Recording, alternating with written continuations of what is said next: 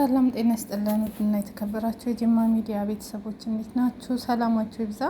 ስለዚህ እህታችን አዳዲስ የወጡ መረጃዎች አሉ እና የውሸት መረጃዎችም ደግሞ እየተሰራጩ ይገኛሉ ማለት ነው። አንደኛ መረጃ ልጅቷ አዲስ አበባ ገብታለች። እውነት ነው ገብታለች። ሚስተር አብነት መግለጫ ሰጥቷል ማለት ነው። አዲስ አበባ ገብታለች፣ ግን ልምምድ እያደረገች ስልጠና እየተሰጣት እንደሆነ እንዴት መጠቀም እንዳለባት ቲክቶክ ላይ ለምን እስካሁን ድረስ ደግሞ በእሷ ስምም ቲክቶክ የተከፈተ አለ። እሷ አይደለም የከፈተችው የውሸት ነው ኤልሳቤት ምናምን ብሎ እሷን ፎቶ አድርገው ቲክቶክም ዩቲዩብም የጀመሩ ልጆች አሉ ማለት ነው። ይሄ ሁሉ ውሸት ነው። እሷ አይደለችም። እሷ ገና ስልጠና እየተሰጣት ይገኛል ማለት ነው። ሁለተኛው መረጃ ደግሞ ሴፉ ጋር ቀርባለች የተባለው ውሸት ነው። በኤአይ ያቀናበሩ ነው እንጂ ሴፉ ጋር በፍጹም አልቀረበችም። እቺ ወጣት ማለት ነው። ሴፉ ጋር አልቀረበችም። አባቷ እናቷ መተዋል። አዎ እዚህ ጋር እንደምታያቸው እዚህ ጋር አባቷና እናቷ ወላጆቿ ተብሎ የተለጠፉ ፎቶዎች አሉ። ግን አባቷ አብነት ጋር ካያችሁ የአብነት ቪዲዮ ላይ ያሉ እንዲሁም ደግሞ ሀሴት ደረጀ ጋር ተገናኝተዋል ተብሎ የወጣ መረጃ አለ። እነዚህ ፎቶዎች ምናምን የውሸት ፎቶዎች ናቸው፣ በውሸት የተቀናበሩ ናቸው እና ሀሴት ደረጀ ጋር አልተገናኙም፣ ውሸት ነው። አባቷ ይሄው እዚህ ጋር ነው የሚታዩት፣ የእውነት የሚታዩት አብነት ያለበት ቦታ ነው። አባትየው መላጣ ናቸው። ጸጉራቸው ገባ ገባ ያለ ነው። ሌላ ደግሞ እሳቸውን እያስመሰሉ እያመጡ ሌላ ሰዎችን እያደረጉ ነው ያሉት እና እቺ ወጣት ማለት ነው እስካሁን ስልጠና እየተሰጣት ነው ያለ። አዲስ አበባ ገብታለች። አዎ ከሴፉ ጋር የምታዩት ፎቶም የውሸት ነው፣ ቅንብር ነው። ሴፉ ጋር አልቀረበችም። ገና ብዙ ነገር ብዙ ልምምድ ብዙ ነገር ተነግሯት ብዙ ነገር አስተምረዋት ነው እና ለጊዜው ያለችው አብነት ጋር ነው፣ ማስተር አብነት ጋር ነው ማለት ነው። ልጅቷ ያለችው እሱ ጋር ነው። ኃላፊነቱን ወስዶ ሙሉ በሙሉ እሱ ቤት ትገኛለች ልጅቷ።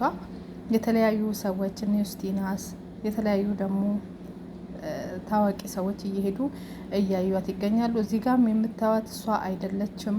እዚህ ጋር ያለው ቪዲዮ ማለት ነው ቅንብር ነው፣ እየዋሹ ነው፣ ያልሆነ ቦታ እያስገቡ ምናምን እና ይሄው እዚህም አሁን ስታዩ ሴፉ ጋር እውነት ይመስላል፣ አዶናይ ጋር እውነት ይመስላል እና የውሸት ነው። ከጃኒ ጋርም አልተገናኙም። ጃኒ ልታገኛት ትፈልጋለች እና ማስተር አብነትም አገናኝሻለሁ ብሏታል እና እነዚህ ሁሉ የውሸት መረጃዎች ናቸው የሚወጡት ማለት ነው። እውነቱ ምንድን ነው ካላችሁ እኙት አባት እዚህ ጋር ማስተር አብነትና አባትየው ምኝ ናቸው። አዲስ አበባ ይዘዋት መጥተው ለሱ አስረክበዋል። እሱም ወስዶ አደራውን ተቀብሎ ይዟት መጥቶ እሱ ጋር ነው ያለችው ልጅቷ ማለት ነው። እና ሌላ የውሸት መረጃ አትመኑ። ለልጅቷ እንጀራ ይውጣላት። አዎ ደስ ብሎናል። ሌላ አዲስና አሳዛኝ መረጃ ደግሞ ላስገባላችሁ። በጣም በሚያሳዝን ሁኔታ ደግሞ እስኪ አዲሱ መረጃ እንስማው ማለት ነው። ባለመግባባት መሀል የሚፈጸሙ በርካታ ወንጀሎች የተበራከቱ ናቸው። እኔን ትቶ ሌላ ሴት ሊያገባ ነው በሚል በቀል የፍቅረኛዋን እናት በአሰቃቂ ሁኔታ የገደለችው ወጣቷ እንግዲህ መነጋገሪያ ሆናለች። የ35 ዓመት ወጣት ነች። መሰረት ወርቅነት ትባላለች። የምትመለከቷት በዚሁ በስላይዱ ላይ በምስሉ ላይ ትመጣላችኋለች። ነዋሪነቷ በምዕራብ አርሲ ዞን ነገሌ አርሲ ከተማ ነው። ከዚህ ቀደም በነበራት ትዳር 2 ልጆች ብታፈራም በፍቺ ነው ትዳሯ የፈረሰው። በ2014 ደግሞ እቺ ወጣት ልጆቿን የቀድሞ ባለቤቷ ጋር በማስቀመጥ አባታቸው ጋር በማስቀመጥ በተለያየ የንግድ ስራ ላይ ተሰማርታ በነገሌ አርሲ ከተማ 01 ቀበሌ መጃቂ ሊጦ የተባለ አካባቢ ላይ ተከራይታ መኖር ጀምራ ነበረ። የመረጃው እንደሚያሳየው በሂደት ግን ከአንድ ወጣት ጋር በእድሜ ከርሷ የሚያንስ ወጣት ነው። በርግጥ ከዚህ ወጣት ጋር መግባባት ጀምራለች። አነስ የሚልና በዛው በሱ አካባቢ የሚኖር ወጣት ጋር ነው የተገናኘችው። በ2014 የተጀመረው ይሄ ትውውቅ ወደ ፍቅር ግንኙነት ተቀይሮ ለ4 ዓመት አብረው ቆይተዋል በፍቅር። በድንገት ግን ይሄ ወጣት ሌላ ልጅ ሊያገባና ሰርጉ በወላጆቹ ቤት እየተደገሰ መሆኑን ትሰማለች። በጣም በመናደድ ክህደት ፈጽሞብኛል የምትለውን ይሄንን ጉተማ የተባለውን ወጣት ለመበቀል ተዘጋጅታለች። ይቺ ሴት ማለት ነው። ነው ግድያ ለመፈጸም። ሚያዝያ 22 2018 እንግዲህ 12 ሰዓት ላይ የተፈጠረው ጉዳይ በርካቶችን ያነጋገረ ነው። የጉተማ ሰርግ አንድ ሳምንት ቀረው። እቺ ወጣት በቀጥታ ወደዚህ ወላጅናት ወደ ጉተማ ወላጅናት ቤት ሄዳ የ60 ዓመት ወይዘዋን አግኝታ በሰላማዊ መንገድ ሰላም ብላ አናግራ ቡና ተፈልቶ እየጠጡ ነበረ። ወይዘሮ ምን ይሉ የዚህ ወጣት እናት ማለት ነው ያገባል የተባለው ወጣት ለሰርጉ የሚሆን በርበሬ አነሰኝ ብለው እንደ ወዳጅ እቺን የቀድሞ ፍቅረኛውን ሲያናግሯት ምን ችግር አለው እኔ ጋር 1 ኩንታል በርበሬ ያለ በማለት ለቅዷ መንገድ እንዳመቻቸች በሰጠች የእምነት ቃል አረጋግጣለች ማለት ነው። ወይዘሮ ምን ይሉ እንግዲህ በቀጥታ የተባለውን በርበሬ ለመውሰድ ከመሰረት ጋር ወደ ቤቷ ይሄዳሉ። እዛም ሲደርሱ ምግብ ቀርቦላቸው ከበሉ በኋላ ልጆች እኮ ልጆት የርሶ ልጅ እኔን አገባሻለሁ ብሎ ለ4 ዓመታት አብሮኝ ነበረ፣ ዛሬ ደግሞ ሌላ ሊያገባ ነው ስትላቸው ይቺ እናት በርበሬውን ሳይወስዱ ተነስተው ከቤት ሊወጡ ሲሉ ከኋላ ጭንቅላታቸውን በብረት ዘነዘና በመምታት ከጣለቻቸው በኋላ ደጋግማ በብረት ዘነዘና በመምታት የፍቅረኛዋን እናት ህይወታቸው እንዲያልፍ አድርጋለች። ከዛ በኋላ በር ዘግታባቸው ነው የተሰወረችው። ከዚህ በኋላ ምንድነው የሆነው? ምሽት ላይ ታናሽ ወንድሟን በመጥራት አስከሬኑን ተባብረው 400 ሊትር የሚይዝ የውሃ ማከማቻ ውስጥ በመክተት ነው ያሳደሩት የአዛውንቷን አስከሬን።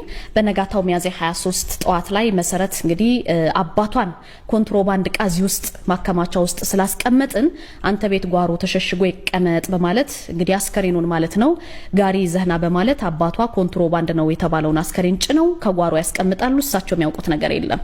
በዛን ዕለት ማታ መሰረት እንግዲህ ከታናሽ ወንድሟ ጋር በመሆን ጓሮ ውስጥ በመቆፈር አስከሬኑን ከውሃ ማጠራቀሚያ በማውጣት ይቀብራሉ ማለት ነው። ከዛ በኋላ እንግዲህ ሚያዝያ 29 ቀን 2018 ዓ.ም ልጃቸውን የሚድሩት ወይዘሮ ድንገት መሰወርን ተከትሎ በቤተሰብ ድንጋጤ ፈጥሮ ባለበት ሰዓት ከመሰረት ጋር ተያይዘው ከቤት መውጣታቸው ለልጃቸው ጉተማ መረጃ ይደርሰውና ወዲያው ለፖሊስ እንደዚህ አይነት ነገር ተፈጥሯል ብሎ ያመለክታል። ፖሊስ መረጃው እንደደረሰው ሁለቱንም በቁጥጥር ስር ያውላቸዋል፣ ወንድሟንም ገዳዩንም። እንግዲህ ይህንን ድርጊት መፈጸማቸውን አምነው ቃላቸውን በመስጠት አስከሬኑን ቆፍረው የቀበሩበትን ቦታ አሳይተዋል። እነዚህ ግለሰቦች ፖሊስ አስከሬኑን ለምርመራ ወደ ኩየራ ስፔሻላይዝድ አጠቃላይ ሆስፒታል ልኮ የምርመራ መዝገብ አጠናክሮ ለዞኑ ጽህፈት ቤት ልኳል። አቃቢ ሕግ በከባድ የሰው መግደል ወንጀል የተሰራ ወንጀል በመሸሸግ በእህትና ወንድም ላይ ክስ መስርቷል። ክሱን የተመለከተው የምዕራብ አርሲ ዞን ከፍተኛው ፍርድ ቤት ነው። በአንደኛ ተከሳሽ መሰረት ወርቅነህ ወይም የፍቅረኛዋን እናት የገደለችውን ግለሰብ ተዘጋጅታ አልማ እንግዲህ ከገደለች በኋላ የፈጸመችው ድርጊት እንዳይገለጽ ሰው እንዳያውቀው በማለት በውሃ ማጠራቀሚያ ውስጥ የሰውን አስከሬን በማስቀመጥ ከገደለቻት በኋላ አስከሬኑን በውሃ ማጠራቀሚያ ነው ያስቀመጠችው።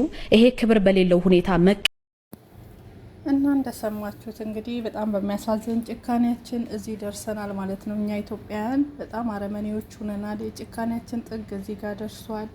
እግዚአብሔር አምላክ ይቅር ይበለን። ገዳይች ናት፣ ሟችም እቺ ናት ማለት ነው። በጣም ነው የሚያሳዝን፣ ልብ ነው የሚሰብረው፣ መስማት ራሱ ይሰቀጥጣል። እና እንደዚህ ተጨካክነናል ወገን። የተፈረደባት ግን በጣም አሳዝኖናል። ምንድን ነው የተፈረደባት ብትሉ 23 ዓመት 23 ዓመት ማለት እኮ ነገ ነው። ይሄ ወንጀል 23 ዓመት በቂ አይደለም። ከዚህ በላይ መፈረድ አለባት። ስለዚህ ሁላችንም ፍትህ እንጠይቅ ለእናታችን ማለት ነው። እና 23 ዓመት እንደተፈረደባት ነው እንግዲህ ጉርሻ ፔጅም ዘግቦታል ማለት ነው። እና በጣም ነው የሚያሳዝነው። የሚገርመው የሚያሳዝነው ሀገራችን ወዴት እየሄደች እንደሆነ ምን ያክል አረመኔዎች እንደሆን እዚህ ደርሰናል ማለት ነው። እግዚአብሔር ልቦና ይስጠን። እውነት እኛ ኢትዮጵያን ምን መዓት እንደወረደብን ምን እንደሆነ ብቻ አናቅም። እግዚአብሔር አምላክ እሱ ይታረቀን። መድኃኒዓለም ከእንደዚህ አይነት ነገር የሚሰውረን ይሰውራችሁ። ቅዱስ ገብርኤል ያሳፍራል በጣም መስማት ራሱ። እና ስለዚች ስለ ቆንጅየዋ ልጅ ደግሞ የመጨረሻ መረጃ ማለት ነው እነ ማስተር አብነት እስኪያወጡ ድረስ እንዳለ የምታዩት ነገር ሁሉ የውሸት እንደሆነ፣ ከማንም ጋር አልተገናኘችም። እስካሁን የትኛው ሚዲያ ላይ አልቀረበችም። ምክንያቱም አንደኛ እድሜዋ ገና 14 ዓመት ነው እና ለጥያቄ የምትጠየቀውና የምትመለሰውንም አታውቅም። ለሚዲያም ገና ምንም አታውቅ ልጅ ናት። ስለዚህ ይሄ ስልጠና በማስተር አብነት ቤት እንደ ልጁ እየተንከባከበ ስልጠና እየተሰጣት የተለያዩ ሰዎች እሷን ለማየት እዛው እየሄዱ ቪዲዮ መቅረጽ ምናምን የለም። ግን እያዩዋት እያወሩ እየመጡ ነው እንጂ ሌላ ነገር የለም። በይፋ እናሳያችኋለን ተብሏል። ያው ፎቶ እየተነሳች ነው፣ የተለያዩ ፎቶዎች፣ ቪዲዮዎች እየተነሳች ነው ያለችው። ምክንያቱም ማስታወቂያ ለማሰራት ስራ ተገኝቶላታል። የልብስ ማስታወቂያዎች፣ የጸጉር፣ የተለያዩ ሞዴሊንጎች፣ የተለያዩ ነገሮችን እሱን ልምምድ እየተደረገ ነው። እሱንም በይፋ ይወጣል ማለት ነው እና በእሷ ስም ያለው ቲክቶክ አካውንትም ሆነ የዩቱብ አካውንት የእሷ እንዳልሆነ ተገልጿል ማለት ነው። የእሷ አይደለም፣ ውሸታቸውን ነው። ከሀሴት ደረጀ ጋርም አልተገናኘችም። ይሄም ውሸት ነው ማለት ነው። ቅንብር ነው በአጠቃላይ የሚወጣው ነገር እና ለልጅቷ እግዚአብሔር አምላክ እንጀራ ያወጣላት፣ ለሞቱት ነፍስ ይማር። የሀገራችንን ፍርድስ እንዴት አያችሁት? ጭካኔውን እንዴት አያችሁት? ሀሳብ አስተያየታችሁን ስጡ። ያሳዝናል።